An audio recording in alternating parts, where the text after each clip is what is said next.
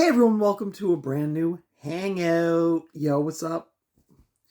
Brew yourself a cup of coffee or hot apple cider or a glass of water, whatever you want. Whatever you want. We're just chilling. We're just chilling. Um, yeah,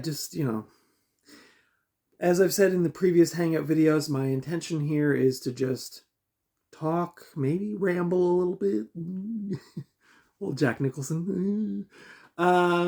Just ramble and talk on about physical media, things going on in the world, things going on in my life. Kind of a vlog slash, movie channel hangout. What I watched this week, what I listened to this week, what's on the hi-fi, what's on the TV, stuff like that. So what I've been encouraging people to do is, get yourself a beverage, get into your favorite cozy chair. Maybe you're scrapbooking, maybe you're drawing, maybe you're fixing something, maybe you're doing jewelry. I don't know. Just put me on in the background. I'll talk. You can sometimes listen, and otherwise you can just kind of zone out and do stuff. For me, I do that all the time. Like when I'm maybe like noodling on my guitar or drawing or cataloging my movies and music. Excuse me. I'll just put something on in the background. For instance, this morning, getting ready for this video, I was on YouTube and I watched the making of Halloween 4, and I watched the Red Letter Media review of Halloween Kills, I think it was. And those are things that can just be on in the background and just be running while I'm doing stuff. So that's the intention. Let's have a sip. President's Choice coffee, before I even get started. Don't even get me started, honey. $24.99 at the grocery store for what I used to get on sale for about $6.99 or $7.99. So just ridiculous. I bought 2 cartons of coffee the other day and it cost me nearly $50. I got it on sale for like $18.99 or $19.99. Just crazy. The world is going right nutty. So welcome to the Hangout. I hope you're doing well. Hope everything's good in your corner. These kinds of videos could eventually morph into a live stream. Nobody's given me any feedback on that yet, so I don't really know what to do there. Maybe I was thinking what might be funny is to just put on a live stream and then just sit here and play my guitar and see if anybody actually tunes in or not. I don't know.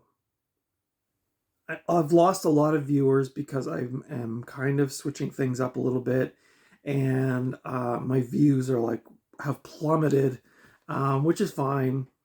I'm not here for. I'm not monetized, so I just do this for fun. If I get monetized eventually, that would be cool, but I'm not upset. Somebody asked me if I was upset about losing all these viewers, and so I'm just doing this because I enjoy movies, I enjoy music, I enjoy YouTube somewhat. I've stopped thrifting, although a stack of these CDs behind me is going to be a separate physical media haul, and that's going to be just the compact discs and 1 VHS, which if you paused and zoomed in, you could see what the VHS is because I forgot to hide it. But so yeah, I'm gonna do a physical media haul sometime in the coming days, and that is all music except for 1 VHS. Okay, the VHS is Life Aquatic, but the rest is going to be CDs because I am downsizing my collection. And I've been very fortunate to have a few people enter my life just as I'm doing this, and who are really good at helping people to negotiate and downsize and sell. Excuse me. So I've been really successful, and I'm saving my money in a way that I can reinvest in a project which I have coming, hopefully in the spring. So anyway, I've been really, really successful downsizing my collection. Sometimes I've been getting cash for my things, and sometimes I've been taking credit at stores.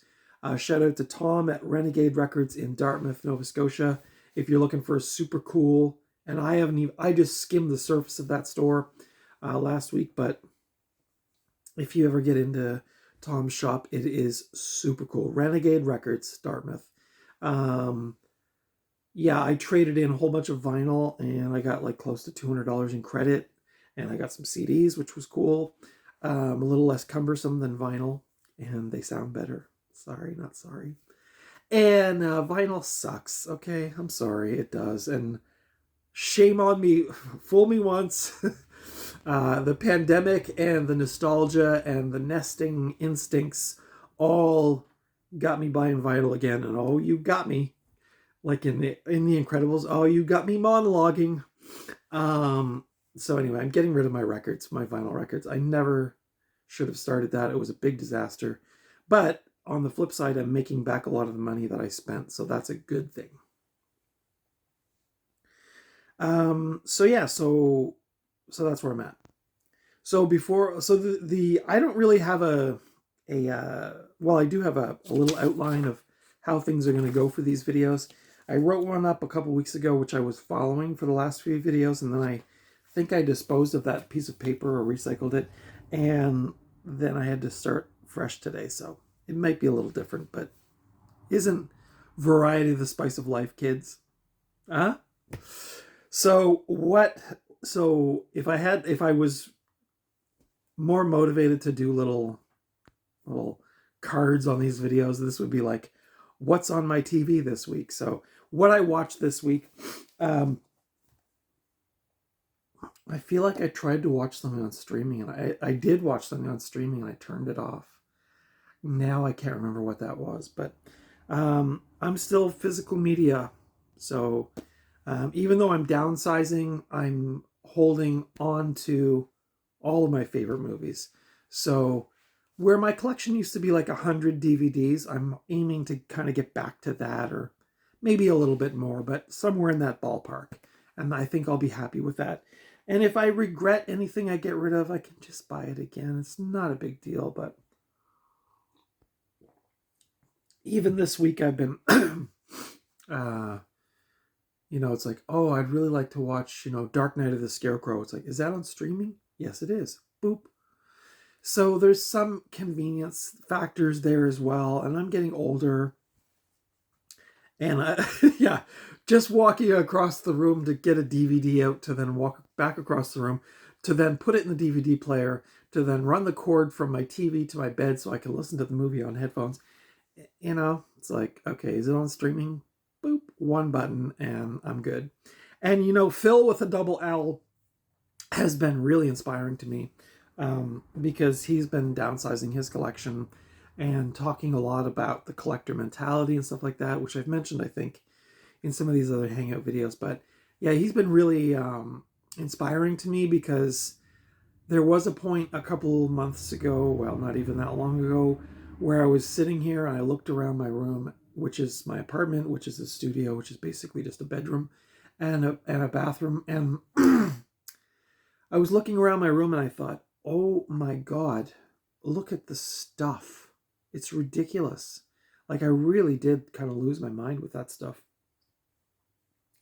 So it's been really important to me to, I know Phil with the double L talks a bit about embarrassment and like shame of like, oh my God, how did you spend all this money, and how did it get to this kind of hoarding level and like stuff like that.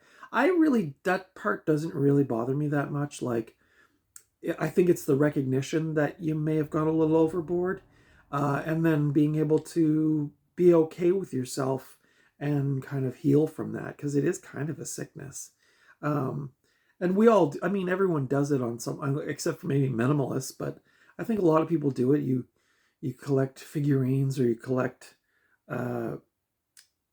gadgets, the latest tech, or you collect friends on Facebook, or you collect points on your McDonald's app, or you collect, like, we're in that society where that's just part of our world. And unfortunately, physical media is one of those things, when you collect it, it can become it actually weighs you down. So when I started to think about, like, if I ever wanted to move again, which I will be eventually, what's that going to look like? Am I going to have to hire a bunch of strapping young lads to come with a great big cube van, and I'm going to have to sit there like all gimpy because I can't lift shit anymore? I don't want that. I don't want that. So if, and again, another thing people always say, like, if you had a fire in your house and you had to grab what's important to you, like, what would you? It's like, well, if my physical media collection was small enough, I could just grab an armful of DVDs and my guitar and my laptop and run out the door. As it stands now, I would just have to sit here and watch all this stuff burn. Oh, knock on wood, that doesn't actually happen, but just to say that we can get really weighed down by stuff. So anyway, what did I watch on the tube this week? Well, I watched a really, really bad movie. This is called Repossessed. This is Linda Blair, Ned Beatty, Leslie Nielsen, Anthony Stark, in a film written and directed by Bob Logan. This is Repossessed. This is the parody of The Exorcist. And I had never actually watched this movie, but I don't know what got into me the other night, but it was sitting in a pile of movies to be sold or donated to the charity shop. And I thought, you know what? I've never watched this movie. And I saw Leslie Nielsen's little smiley face. And I thought, oh, you know what? After a long, bad day, don't even get me started. I'm going to pop this on and just enjoy a little bit of comedy. What I didn't know, that it was actually just a really bad movie and not that funny. Not that funny at all. Yeah, no. The tagline is, "Look who's back with a brand new Exorcist. Repossessed. This time you'll scream with laughter." It should have been a question mark, not a period. This movie was awful. Movie was just god awful. I think I snickered maybe once or twice throughout the whole thing, but this was not my bag. So this will be, I'm going to sell this or donate it to the charity shop. Really disappointing, because I always really enjoy Leslie Nielsen's movies, specifically the Naked Gun trilogy. I really liked him in that, but Creepshow, of course. I just like Leslie Nielsen, rest in peace. Not a very good movie. I'll be doing, so I think what I'm also going to be doing, I've been thinking about this the last few days, I think I will try to get back into doing some reviews, because people seem to like those ones, and they got a bit more views than these longer Hangout videos. And thank you to anybody who has stuck around and had patience while I kind of rejig my channel and my life, if you could even go that far. The next movie up that I watched on physical media was Kevin Bacon in Quicksilver. Quicksilver from 1985 from Columbia Pictures. This also stars Jamie Gertz, Paul Rodriguez, music by Tony Banks I think he's from Genesis, if I'm not mistaken. This is written and directed by Tom Donnelly. This also had, what's his name? Louis Anderson? Is that his name? The comedian? This also had Lawrence Fishburne in it, a young Lawrence Fishburne. This had a whole bunch of people in it. There's also a song on here called Quicksilver Lightning, which was written by Giorgio Moroder and Dean Pitchford, with a vocal performance from Roger Daltrey from The Who, which you could tell as soon as he started singing. I was like, wait, The Who did a song for this soundtrack? No, it was just Roger Daltrey singing over a Giorgio Moroder song. I actually really like this movie. This was super fun. Kevin Bacon is a Wall Street guy. He screws up, costs a bunch of people some money, and then he turns to being a bike messenger and discovers that he really likes it. And it's a feel-good movie. So again, I will be doing a longer form review of this, probably on Cult Movie Tuesdays next week. But yeah, I really enjoyed this. If you like movies about bike messengers, if you love looking at young Kevin Bacon, if you like movies set in New York, if you like fast-paced movies with a little bit of humor, a little bit of romance, some awesome action scenes on the street. There's like some POV shots from the 10 speed. It's really wicked. This movie is, I would say, underrated. And then I may have jumped the gun a little bit on this, but I did rewatch M. Night Shyamalan's The Village, and this is usually a yearly rewatch for me. I think I usually wait to watch this closer to Halloween, and I don't know, I may revisit this actually again before Halloween. This is a comfort movie for me. I know it's not one of his better movies, though I would argue it's one of the better stories in his movies. This is, let's see here. So this was written, produced, and directed by M. Night Shyamalan. So he wrote the story. There was a lawsuit involved with this where seemingly he kind of stole some elements. But I think that lawsuit was dismissed. But I really like this movie. I know the dialogue's really clunky. They speak in this kind of like old English kind of style language, which I think Robert Eggers did better in The Witch. This was a precursor, of course, to that by 10, 15 years. But this movie's also, I believe, if I'm not mistaken, is this movie 2005? No, it's 2004. So this movie's 21 years old. It celebrated its 20th anniversary last year. But I've liked this movie ever since I saw it. Again, I think it got mixed reviews when it came out. I don't think a lot of critics did not seem to like it as much. It comes with a little booklet. Oh yeah, this is cool. It comes with a little booklet inside, and then it folds out, and there's some stuff. This has Deconstructing the Village, Bryce Dallas Howard's video diary, deleted scenes. Here's a spooky image from the film, which I really enjoyed. To me, this was what, 5 years after Tim Burton's Sleepy Hollow, but it kind of gave me those vibes, the kind of misty woods, the great color palette. This is the #1 worldwide thriller from the creator of Signs, Unbreakable, and The Sixth Sense. And this was I would say this was maybe M. Night Shyamalan kind of starting that long downwards trend. Although I would argue that like the Glass and the whatever the other one was, Splinter or Shatter or whatever that was called. I did like that trilogy, the Unbreakable trilogy. But I really like The Village. I have a soft spot for it. I know the dialogue's quite clunky, and they made fun of it in one of the scary movies. We will go to the towns to get the medicines.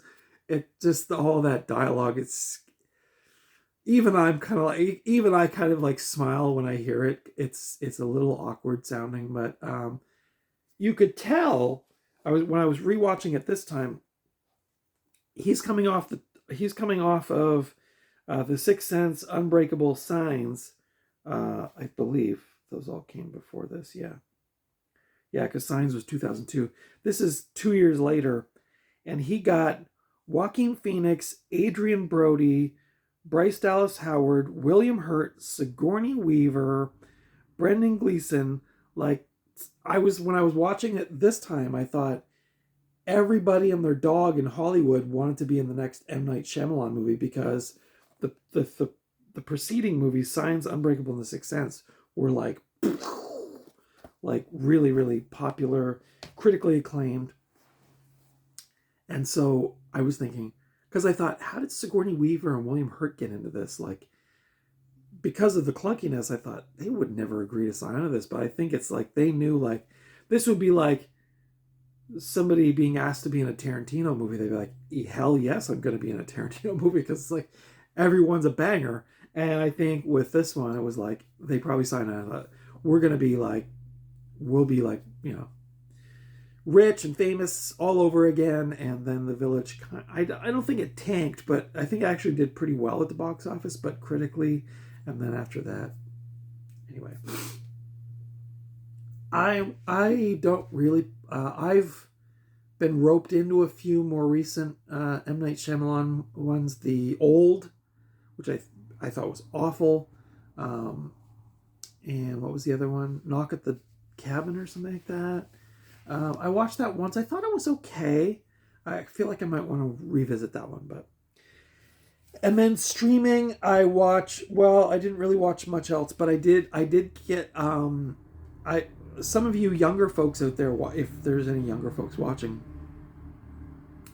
I know Unsolved Mysteries was a big movie in the '90s, or a big TV show in the '90s, and I didn't watch TV in the '90s.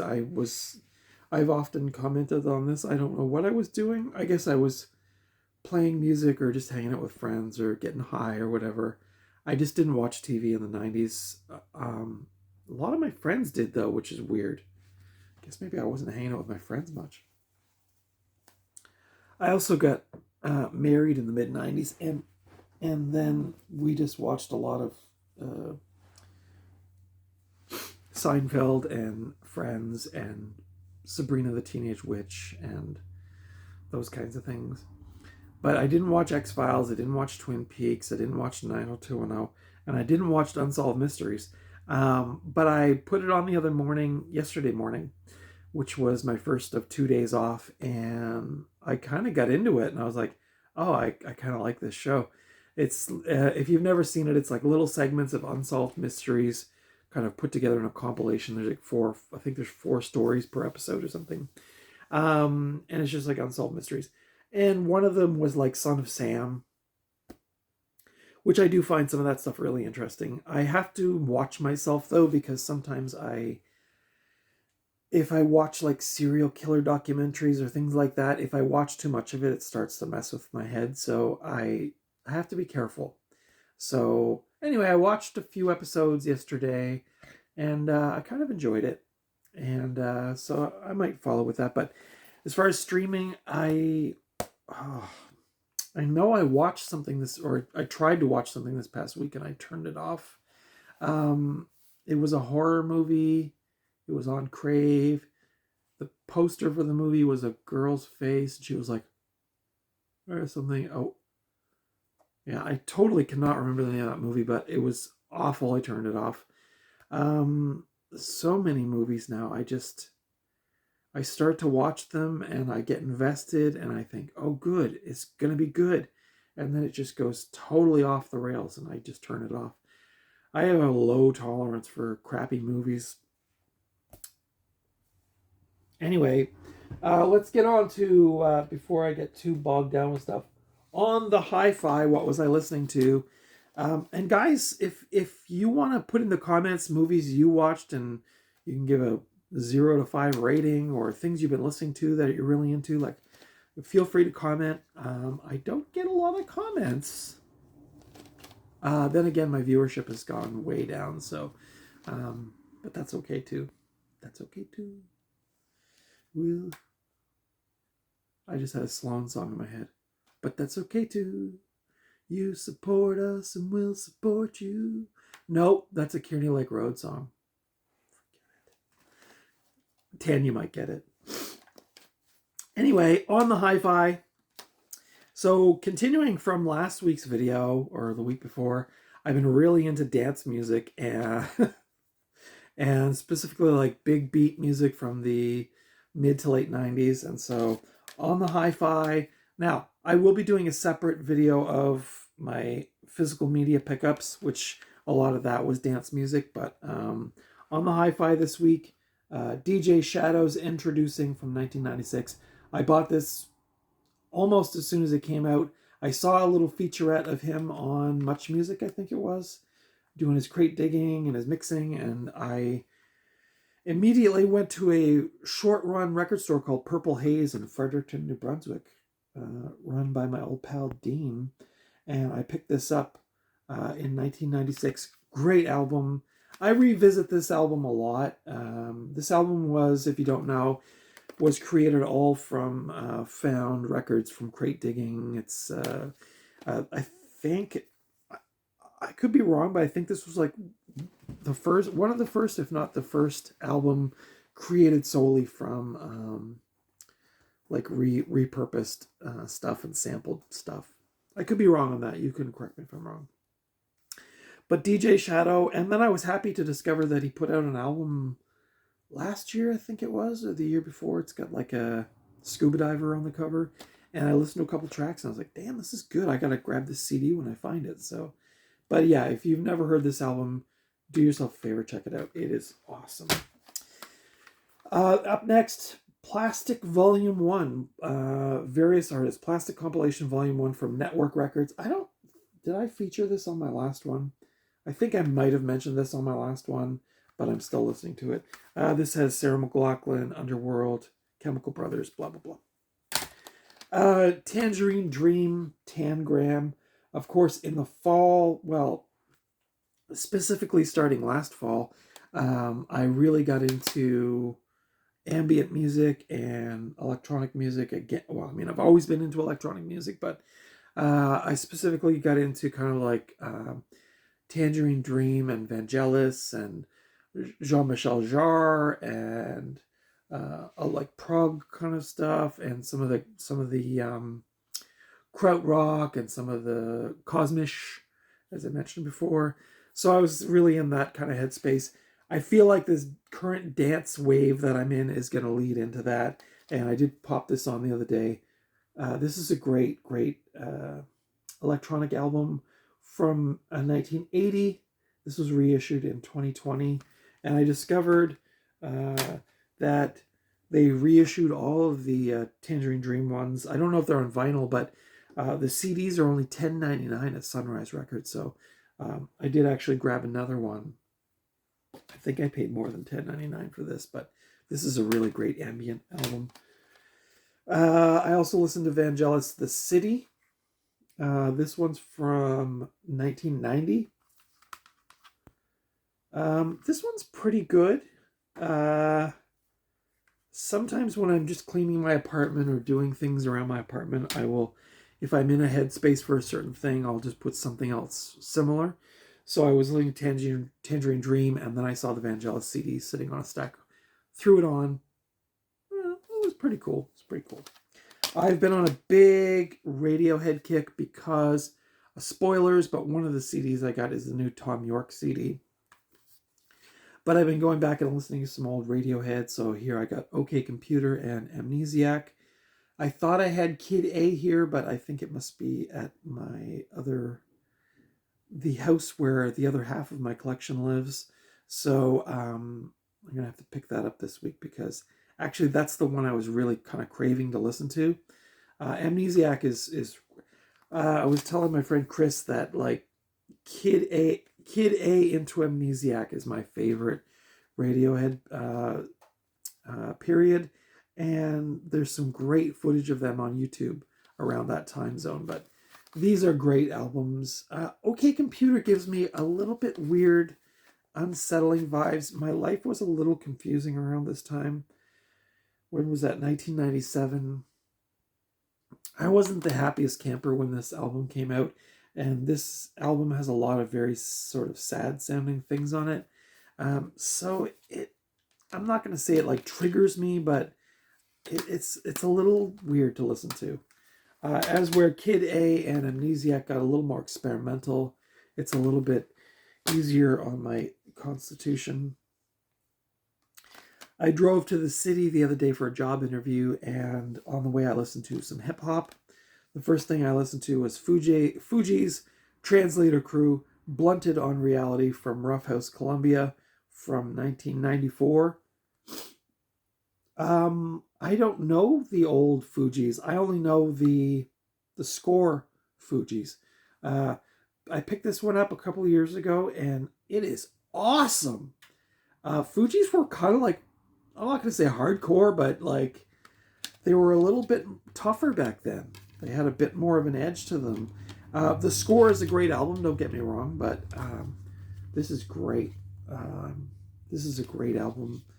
It's got some pretty like, I mean, I'm not going to pretend I'm a hip hopper. I like some hip hop music. hip hopper.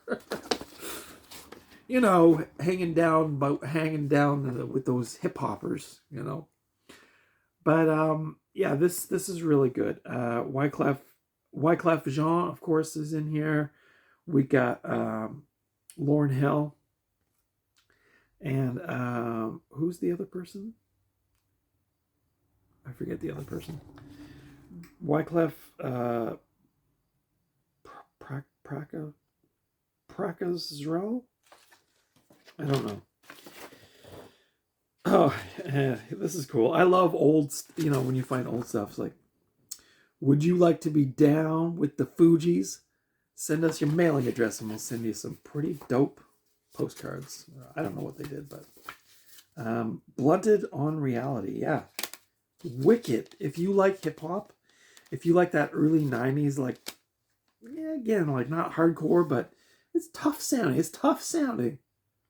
And Lauryn Hill on here. I mean, I'm used to The Miseducation of Lauryn Hill, which is, you know, has been a favorite album of mine over the years, but on here, she's just like really like, woo, things are heating up. Speaking of heating up, I also listened to Mary J. Blige. This is No More Drama. This is from 2001. Another kind of thing also around that time. Speaking of Wyclef Jean, but I had like picked up Miseducation of Lauryn Hill, which was, you know, really, that was around a really difficult time in my life, and that album was really good for me. But into the 2000s, what am I trying to think of here? The Roots with Erykah Badu. You Got Me, or I Got You. What's that song? Love that song. It's always been like a sort of an autumnal. I heard it in the fall. I guess that's probably when it came out. And that song always gave me like fall vibes. And I also bought a Wyclef Jean CD around that time with this Someone Please Call 911, which is Wyclef Jean with Mary J. Blige, I believe. You can correct me if I'm wrong. I'm not. But this album has Family Affair on it, which is a wicked song. No More Drama. This is a great album. Mary J. Blige. I have this one, and I think I have Mary J. Blige Greatest Hits. I don't have a lot of her CDs, but I do really, really like her music. Foxy Brown is another favorite, although I think she went a little bit off the rails. But I do. The Il Na Na is a great, great album. I have a soft spot for that. Yeah, so it would be sort of natural for me to kind of go back into that in the fall. A precursor to my dance music, which leads me into my ambient and prog and all that stuff. So I'm sure I'll be cracking out the ELP CDs pretty soon. I'll also listen to LL Cool J. This is called All World. This is from 1996, it looks like. And this is the greatest hits of LL Cool J. I Can't Live Without My Radio. Rock the Bells. Going back to Cali. Mama Said Knock You Out, of course. Doing it. Yeah, I've always loved LL Cool J. I was trying to think. The first time I heard rap music, other than like what was on the TV or like Breakin' or things like that, but I had a friend named Ken who was, I've mentioned him before, but he was really into hip hop, like before it kind of was cool. I was hip hop before you were cool, and he played Cool Mo D, and I heard Cool Mo D, and I was like, damn, what is this this is cool music. Like, because I was just a hardcore punk rocker in the early 80s. And I mean, I had a soft spot for top 42, like Prince and Madonna and all that stuff, but I was really just into hardcore punk. And when I heard Cool Mo D on a little retreat with my YMCA group, yeah, I was that dorky. I still am that dorky, believe it or not, but he played Cool Mo D in the van going to this retreat, and I was smitten with the Cool Mo D. And I think it was around that time, and Ken may have had LL Cool J, or I heard LL Cool J around that time, and I just thought it was real cool. It was early hip hop where it was just rapping against a drum beat, and it might have had a couple of like stingers, like the da, da, da, da, but it didn't have the same flow as like later hip hop. It was mostly just a drum beat and rapping, and I was really taken with it.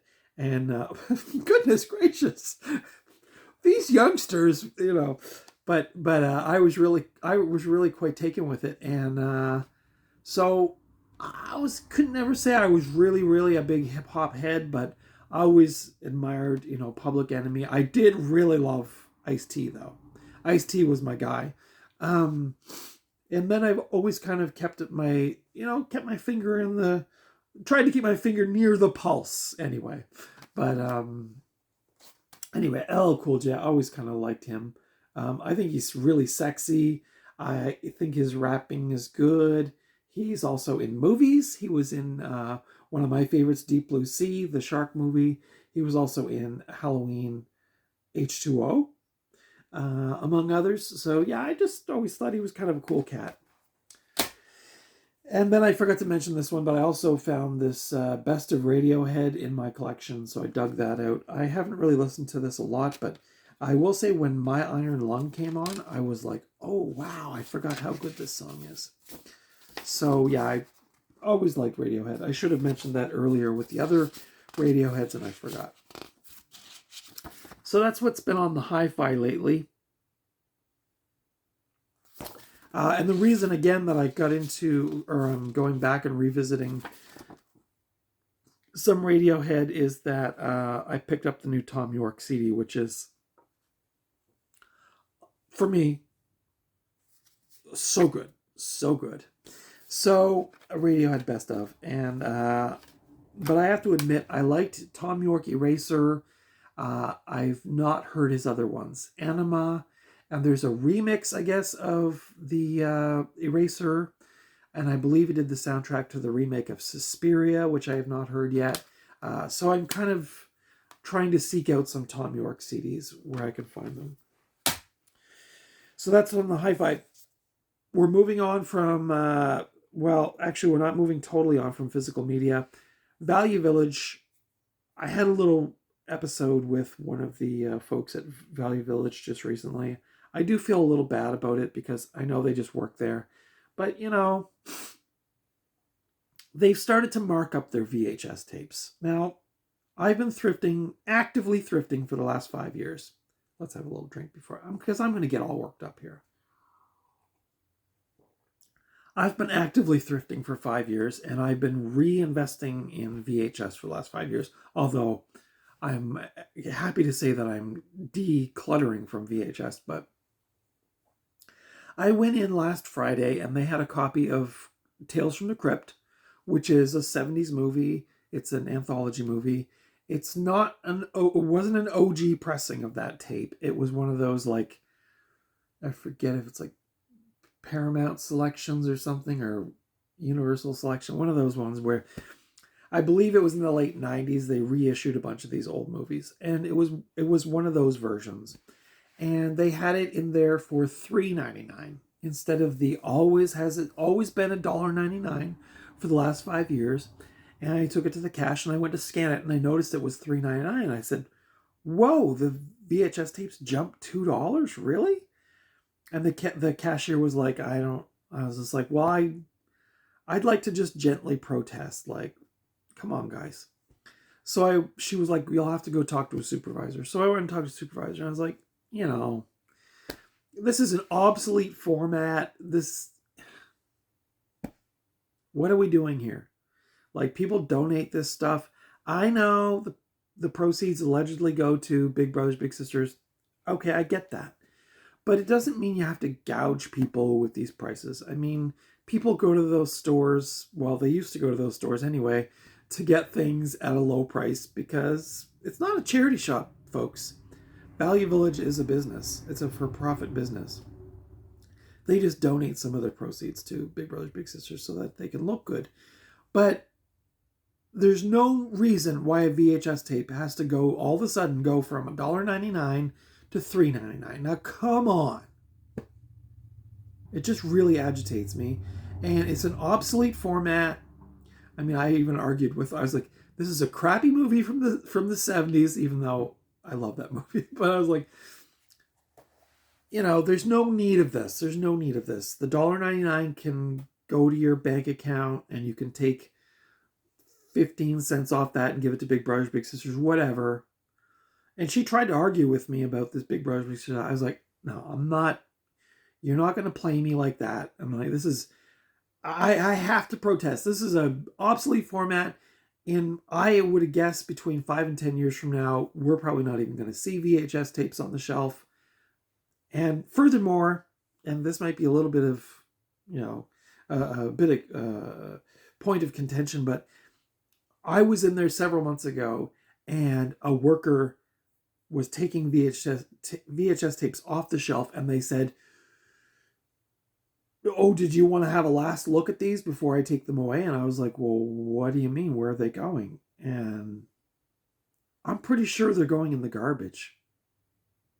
They may recycle some of them like to another store or to another city, but I'm pretty sure that those things get cycled out and just go to the landfill. So don't give me this, whoa, we're such a good organization in the community, And I'm not doing this intentionally to slam Valley Village because they do their thing. But I was like, and they did this a couple months ago with vinyl where it went from $1.99 to all of a sudden like, oh, it's a Culture Club record. It's cool and hip from the 80s. It's $5.99 now. And it's like, come on, really? I go to an actual charity shop in my community and the DVDs are $1. So, and that charity shop actually stopped carrying VHS tapes. So they won't accept VHS tapes. So that's a little sad because I am imagining probably a lot of people just throw them away. But give me a break, okay? On the flip side of that, though, Valley Village does have their Halloween section out, which was cool, and I have scored a few DVDs at the regular prices. But yeah, the other thing is that this person told me that they're now grading their VHS tapes. Now and I don't want to spend all of this video just on that, but grading involves watching tapes to make sure they play from beginning to end. Taking a deep dive on the tape, taking a deep dive on the package, the carton that the tape comes in. They had a copy of Lost Boys in there, and it was in pretty good shape, and it was $1.99. It came out.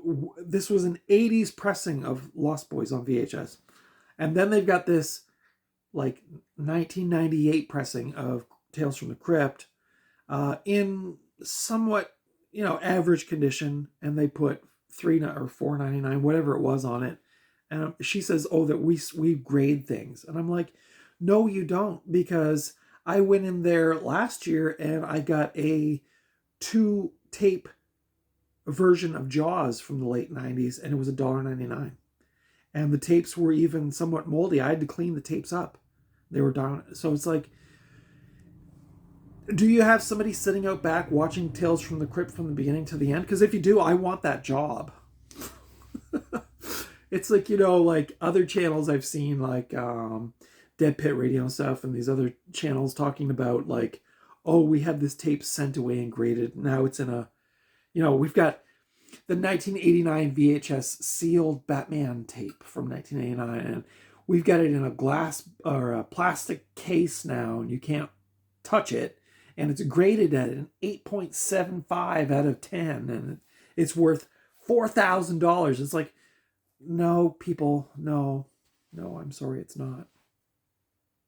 Which, you know what, I'll just spoil this right now. Like, I grabbed this from Value Village. This was $1.99. If you look this up on eBay, this is going for anywhere from $50 to $200. It's in pristine condition. I mean, the creases, it's just perfect. There's nothing wrong with it, except somebody didn't rewind it. But this is $1.99, but a sort of average copy of Tales from the Crypt from the late 90s is suddenly $3.99. It's like $4.99, whatever. Give me a break. Okay, so that's my rant. Anyway, But they do have a horror section, which is cool. They do that every Halloween, and they have. I didn't pick it up yesterday because I think they actually jacked the price up on it. But it was the DVD of Trick or Treat, the one with Ozzy and Gene Simmons, um, which I've never seen that movie. I don't think it's that great of a movie. I know it just got a 4K release this year, but I saw that one. I saw Pumpkinhead 2, which had a big price tag on it, I think. Um, these are all, allegedly from my memory, which is, not that great, but so there was some things in there, but again, I'm trying to downsize, and so I was like, it's cool. I look at them, I enjoy the cover art, I enjoy the whole thing, and then I put it back on the shelf and I carry on my merry way. But yeah, they've had some cool stuff in there. I mean, if I was just starting out, collecting horror movies and stuff like that, this would be a great place. So go check out your Value Village for things like that, but be mindful of the price. Don't overpay for things, because these movies, especially VHS, it's obsolete. They don't make them anymore. You're not a collectible antique store. You're supposed to be a thrift store. So wow, it's good to get that off my chest. And I still go to Value. That was Friday. I was at Value Village yesterday. I actually bought that tape yesterday. So I'm not, it's not like I'm totally slamming them. I'm never going to go back, but it's just, as people who enjoy these kinds of things, it's kind of disappointing to see that kind of behavior. But if you're going to grade them, then you need somebody to watch the tape from beginning to end. Because the other thing is, I could pay $4.99 for that tape, or $3.99, whatever it was, take it home, and it won't work. And there's no refunds or exchanges on physical media, movies. So that's also not very fair. Gosh. But anyway, yeah. So check out the horror section. The local Walmart has their bin of I forget what they call it now. They have some kind of Halloween bin, like a cardboard standee, and they've got a bunch of horror movies in there. So if you're watching my channel and you're just getting into collecting horror movies on DVD and Blu-ray, go check out your Walmarts if you feel okay shopping there. I've been going there less and less, honestly. There was a period in my life where I did not go to Walmart. There was a period in my life where I did, because I needed to save some money. And now I'm kind of reverting back to the old ways and not going there as much. So, but if you're okay shopping there and you want to sort of build your horror movie collection, they have tons of great kind of classics on DVD. The newer Trick or Treat, from 2009. Some of the Halloween movies. I think they had a double feature of Halloween 2 and 3 on a double feature DVD. They usually have. I did see that movie Raw in there the other day, and I'm still contemplating picking that one up. Which again, all of their DVDs were $5, I think, but that one was $7. I guess it's cool and collectible and special. But yeah, but if you're looking to add to your collection or beef up your collection for an economical way, that's the way to do it. Guys, we're winding down here on this episode of the Hangout. Spooky season is upon us, I guess. It is now officially fall. September 21st, I believe, is the first day of fall. The humidity is still kind of gross out there. Yesterday was nice. I went for a beautiful bike ride. Here in Nova Scotia, they've reopened the cycling trails and walking trails. And so I went for a nice bike ride yesterday, which was really nice. I might go out again today. The humidity today is supposed to be 25, which is really disappointing because I'm done with that. Can we get some cool, crisp autumn air coming in, please? When I wake up, my apartment is nice and cold, hence my cozy fall sweater that my grandmother made. So yeah, still rocking that. 31 days of Halloween. I guess some people do that. I did it a couple of years ago. I didn't really enjoy it that much, so I'll be definitely rewatching. I did watch The Village, and I have the first Beetlejuice I bought on 4K last fall, and I've never actually watched it, so I'm going to be rewatching that once we get a bit of this cozy weather. And I also have Suspiria. which I want to rewatch because I haven't seen that movie in years. And I also have Squid and the Whale, which is not a scary movie. It sounds scary. Squid versus whale, maybe. But Squid and the Whale is usually a fall watch for me. That is a, um, what's his name? Baumbach, Noah Baumbach. It's a fall movie for me. It's a cozy movie. For me, it's not a fun movie. It's about a divorce, but it's set in the 80s. It just gives me those strong autumn vibes, so I usually rewatch that. But I did mention earlier Dark Night of the Scarecrow. Of course, Halloween. I actually picked up Halloween, the 1978 Halloween, on 4K a couple months ago, so I've been saving that for Halloween night, which I'll probably watch around there. And I do have some other Halloween favorites, of course, which I'll probably maybe be talking about in the coming months, or coming month, I should say. But yeah, autumn phase. What are your favorite Halloween movies and or autumn favorites? There's a lot of great just movies set in autumn. One that I kind of got more excited about was Children of the Corn, which I used to really not like that movie, but I watched it last year or the year before, and I really liked it. I love. Does that ever happen to you? You watch a movie and then like, you're not really hot on it, but then you watch it like several years later, or maybe 20 years later, and you go, "Oh, I actually kind of like this." Children of the Corn was one of those ones for me. So yeah, there will be some upcoming spooky movies coming up. I'm not going crazy. I mean, I watch some of these people on YouTube. It's sickening the amount of stuff they buy. Um, I wish I could remember the name of the channel. I did find a channel the other day where it's like how to enjoy the spooky autumn season without spending money. And it was just like cozy routines and cozy things you can do to enjoy the fall season without going and buying all that garbage they shove down your throat. This year, specifically, my friend Tracy took me to a store called Winners, and they had all kinds of really cool Halloween and spooky stuff. And I just loved looking at it and just pressing the buttons on the animatronic things and just enjoying the vibes of it and then leaving.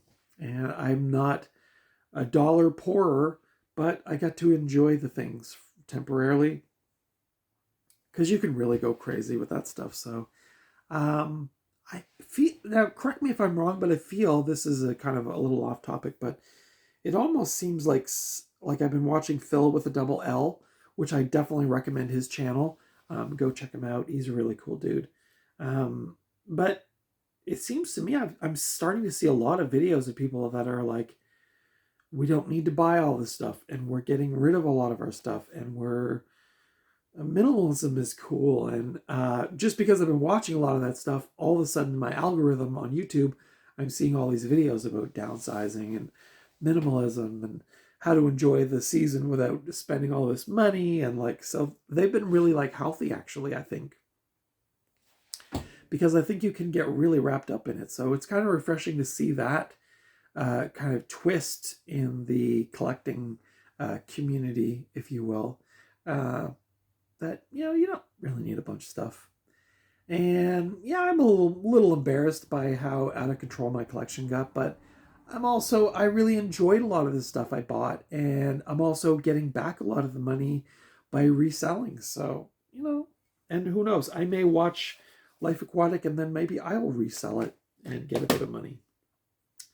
Just the way the world goes, I guess. But let me know your thoughts on collecting. Are you a collector? Do you have a collection of things? Are you looking at it and kind of going, So shout out to everybody who's bought stuff from me recently. I've sold a lot of stuff and made a little bit of money back, which I said I'm saving. But yeah, it's just, I don't know. It's just the way life goes, I guess, sometimes. But yeah, do you collect stuff? Let me know in the comments below if there's stuff you collect and how you manage your collection. And people often use the word curate. I'm not a big fan of that word. I think it's kind of pretentious sounding, but I am kind of doing that in a way. But just making a collection of movies that I really like, that I will definitely revisit. And I know deep down, like I go, Aliens, Indiana Jones, Star Wars, Halloween, Friday the 13th. Like, those are my kind of like mainstays. So whenever I'm like, I'm in the mood for science fiction, I watch Alien, or I watch Aliens, or I watch Alien 3, or I watch Alien 4. Uh, I'm in the mood for some fun 80s space fantasy. I put on The Empire Strikes Back and Return of the Jedi. Uh, I'm in the mood for some swashbuckler. I put on Indiana Jones. So it's like, for me, and some people will probably criticize me, but I grew up in that era of like the big blockbuster movies, and those are my favorite movies, and that's what I enjoy. Some people like the really schlocky, shot on video, 80s straight to video stuff. Listen, awesome. If you love it, go for it. It's not my thing. And I've had to discover that through a painful process of buying and reselling, but yeah, so it is the way it is. But guys, that's my hangout for this week. Let me know in the comments below stuff you've been watching on streaming or physical media, stuff you've been listening to, your local thrift stores, your thoughts on it, pricing. There's a great, in my community, there's a great SPCA thrift store. And like I said, they sell their DVDs for $1. Sometimes they'll sell like box sets, like DVD or Blu-ray box sets for like, I think 4 or 5. But I know the money's going directly back into a non-profit organization that helps with injured animals, with lost animals, with everything great that the SPCA does. So I feel really good shopping there. And I guess, again, going back to, I'm not going to get back into it, but just going back to what I was saying earlier about the double V, I think what I'm going to do now is, after that experience, is I'm going to reinvest my shopping habits into places like independent record stores and independent charity shops, and just places that I know are a little bit more community focused and a little bit more helpful in the community. And again, Value Village does a lot of great things. From my understanding, for Big Brothers Big Sisters, they donate a lot of money to them and they help them out, and that's cool. But specifically, this, the SPCA store helps, my understanding again, is that it helps the local SPCA and my local charity shops and my local, mom and pop thrift stores and things like that.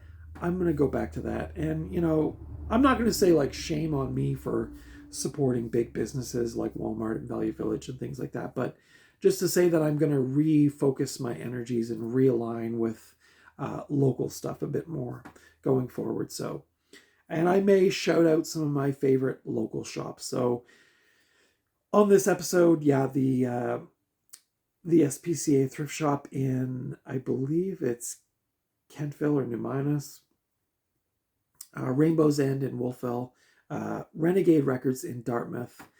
So if you live in Nova Scotia and you want to support those places, Fanfare in New Minas, which is an awesome independent record store.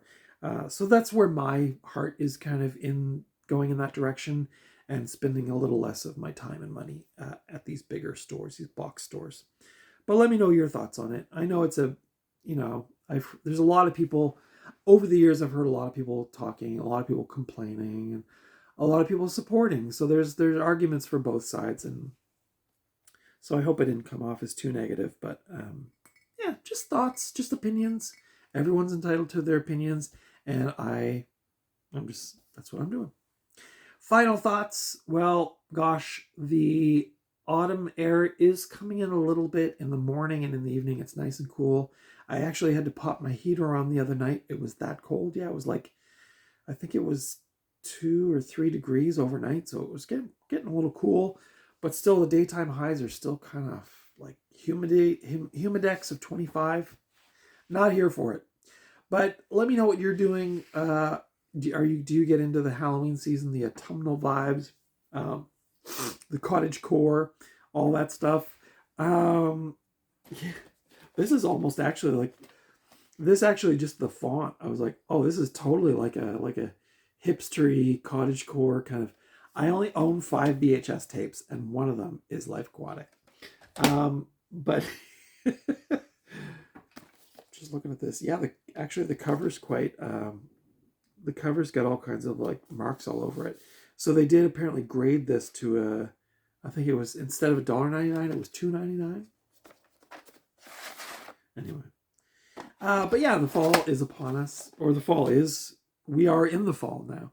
So yeah, looking forward to cooler temperatures, looking forward to some autumn cycling, which will be just lovely, dressed in layers. On my headphones, I don't listen to music when I'm on the road, but when I'm on my trail, which I have a local trail system that goes for like probably 100 kilometers. I do pop on some music just because there's no traffic involved. And if I do have to cross a street or a road, I do take my headphones out. So safety first, kids. But when I'm on the trail, and yesterday I was listening to that Plastic compilation with a little bit of Underworld. Ooh, so good. I was so into it. And it was the first time I've been on my bike in about a month. Just because we've had wildfires here, so the air's been really smoky. And I didn't want to risk, because my lungs are kind of rote anyway. So it's kind of nice to get back on the trail. And so hopefully that fire down the road from us is under control. The news has been really lame at reporting on that, but hopefully that's under control.